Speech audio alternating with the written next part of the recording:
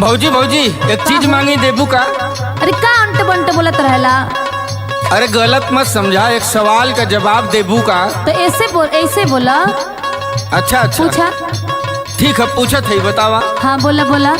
कौन चीज ऊंचा होला लायकिन का पीछे दा बताई भाऊजी, दा बताई भाऊजी, चल सबके दिखाई दा बताई भाऊजी।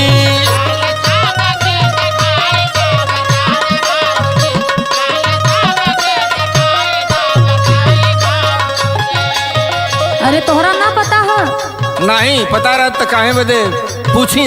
तो सुन ला, हम बता देत हई। बतावा। सैंडल के एड़े उचलो इकन के पीछावा सुनाय देवरू, सुनाय देवरू, बतिया मनवा में अपने गुनाय देवरू।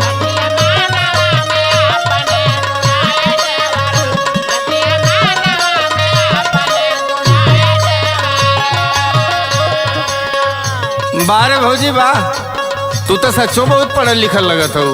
तोरी का गंवार बुझत हुआ का? नहीं गंवार तो ना बुझते, तू बहुत समझदार हो। हाँ पूछा और सवाल बा का? हम जितना सोचले ना रही है उसे ढेर होशियार हो। और कुछ पूछे वाला बा? हाँ और एक सवाल का जवाब बतावा। पूछा पूछा।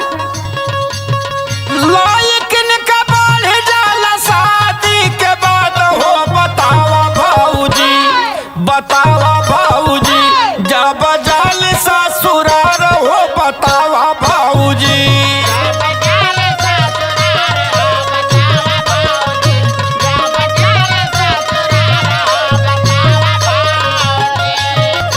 अरे बस इतना बात देवर जी? हाँ भौजी बतावा। अरे बुझाता के पटारा लेके आए लहुआ पूछे बदे हमसे। बताओ बतावा तब ना हम जानब। अरे बता दी तो का देबा?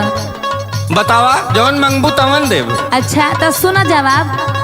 शादी को के लड़की जो बजाली ससुररिया, सुनाए देवरी, सुनाए देवरी, बढ़ी जाले जिम्मेदारिया, सुनाए देवरी।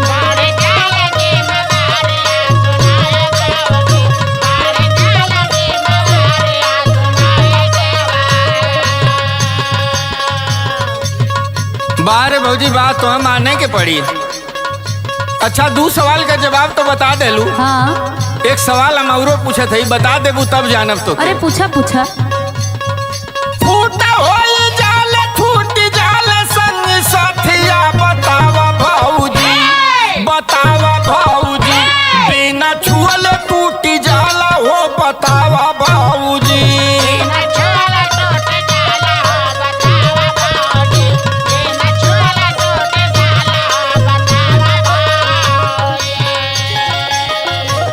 बबुआ हाँ बोला भौजी। तोरे सब सवाल के जवाब दे देत हई। हाँ भौजी। अगर एहू सवाल के जवाब दे देम तो मनबा ना? हाँ भौजी बिल्कुल मान जाब। तू जवन मंगबू तवन देब। ठीक बस सुना, फिर सुन ले के जवाब। ठीक है बोला। रूठ जाले लोग मिट जाले हर आस हो, सुनाए देवरी, सुनाए देवरी, विश्वास टूटे छुअले बिनाय देवरू।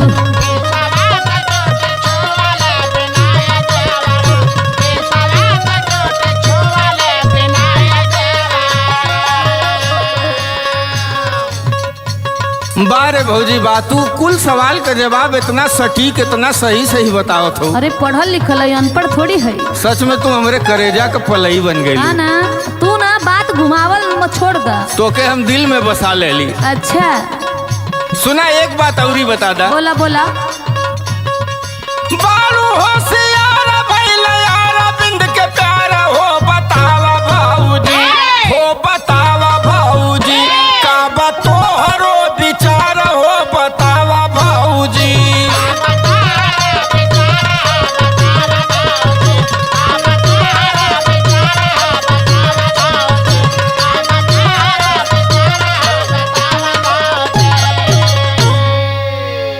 अरे विचार का वजन पूछला ओकर जवाब दे दनी है। ठीक है भौजी।